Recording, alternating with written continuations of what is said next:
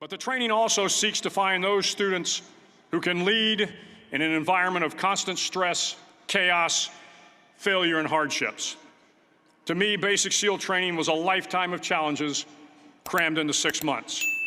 So here are the 10 lessons I learned from basic SEAL training that hopefully will be of value to you as you move forward in life.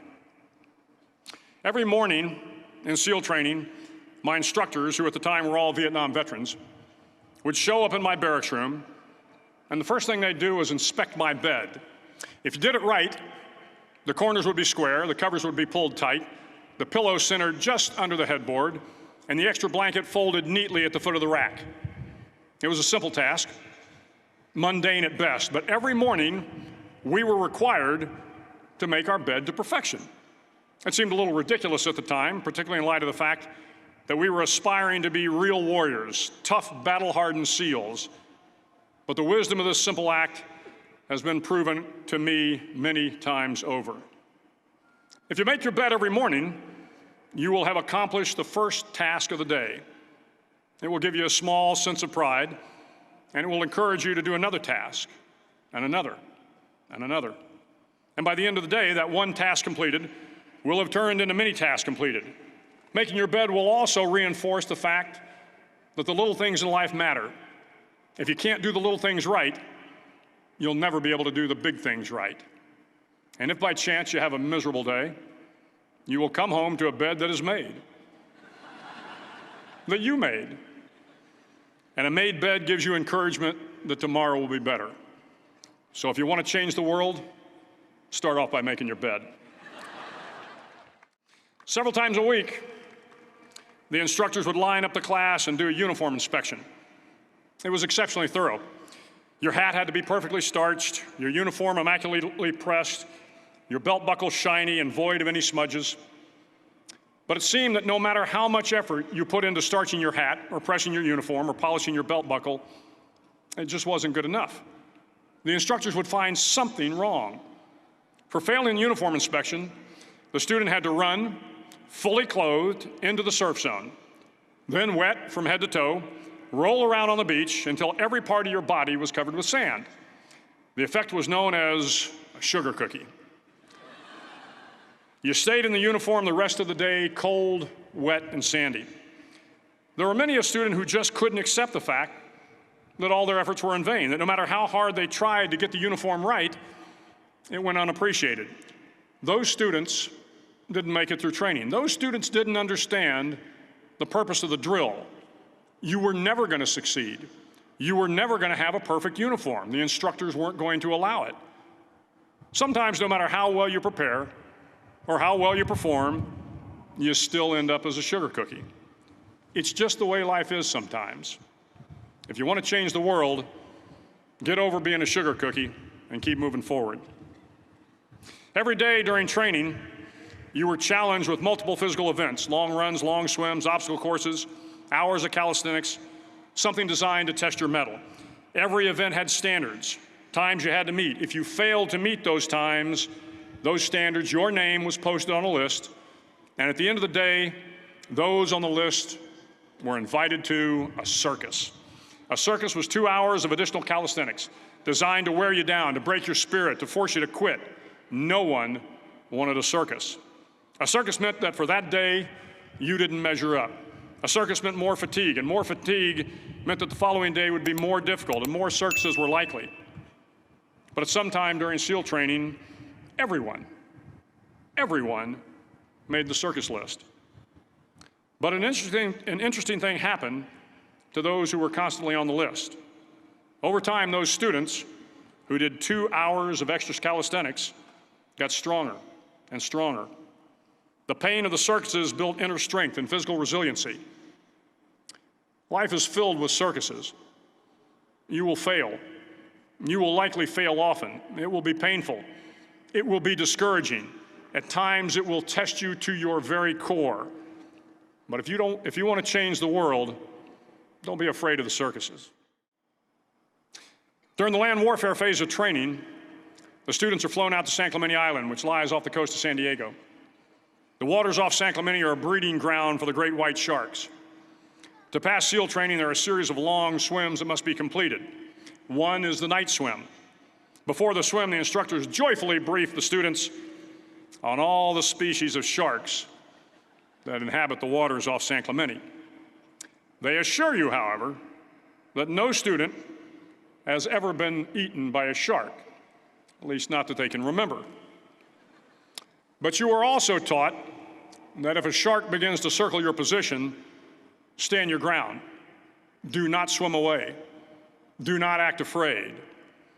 And if the shark, hungry for a midnight snack, darts towards you, then summons up all your strength and punch him in the snout, and he will turn and swim away. There are a lot of sharks in the world. If you hope to complete the swim, you will have to deal with them.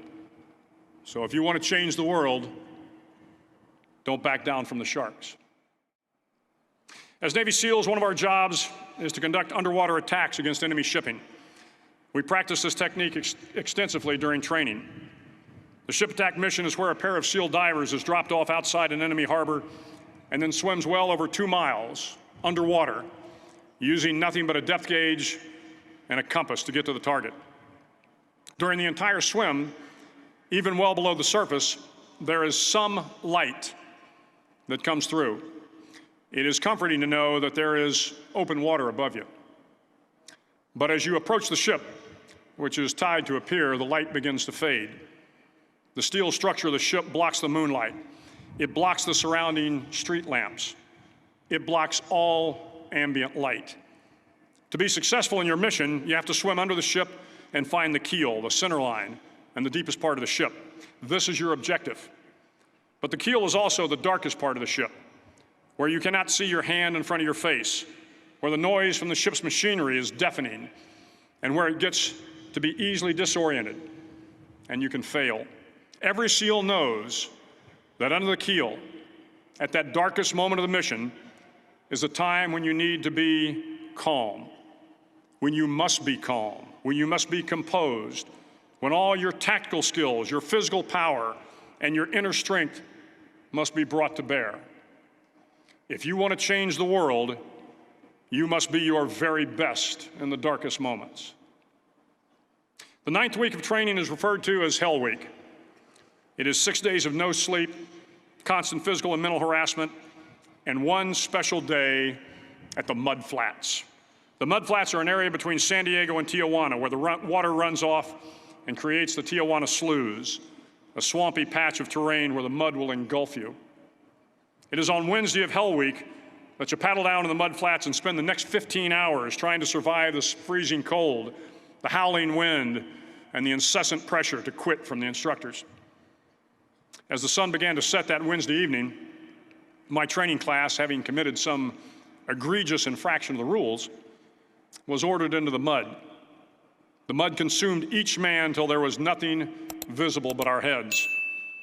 The instructors told us we could leave the mud if only 5 men would quit. Only 5 men, just 5 men, and we could get out of the oppressive cold. Looking around the mud flat, it was apparent that some students were about to give up. It was still over 8 hours till the sun came up. 8 more hours of bone-chilling cold. The chattering teeth and the shivering moans of the trainees were so loud, it was hard to hear anything. And then one voice began to echo through the night. One voice raised in song. The song was terribly out of tune, but sung with great enthusiasm. One voice became 2, and 2 became 3, and before long, everyone in the class was singing. The instructors threatened us with more time in the mud if we kept up the singing, but the singing persisted. And somehow the mud seemed a little warmer, and the wind a little tamer, and the dawn not so far away. If I have learned anything in my time traveling the world, it is the power of hope. The power of one person, a Washington, a Lincoln, King, Mandela, and even a young girl from Pakistan, Malala. One person can change the world by giving people hope. So if you want to change the world, start singing when you're up to your neck in mud. Finally, in SEAL training, there's a bell. A brass bell that hangs in the center of the compound for all the students to see. All you have to do to quit is ring the bell. Ring the bell, and you no longer have to wake up at 5 o'clock. Ring the bell, and you no longer have to be in the freezing cold swims. Ring the bell, and you no longer have to do the runs, the obstacle course, the PT, and you no longer have to endure the hardships of training. All you have to do is ring the bell to get out. If you want to change the world, don't ever, ever ring the bell. To the class of 2014, you are moments away from graduating, moments away from beginning your journey through life, moments away from starting to change the world for the better. It will not be easy, but you are the class of 2014, the class that can affect the lives of 800 million people in the next century. Start each day with a task completed. Find someone to help you through life. Respect everyone. Know that life is not fair and that you will fail often. But if you take some risks, step up when the times are the toughest, face down the bullies, lift up the downtrodden, and never, ever give up. If you do these things, the next generation and the generations that follow will live in a world far better than the one we have today. And what started here will indeed have changed the world for the better. Thank you very much. Hook 'em horns.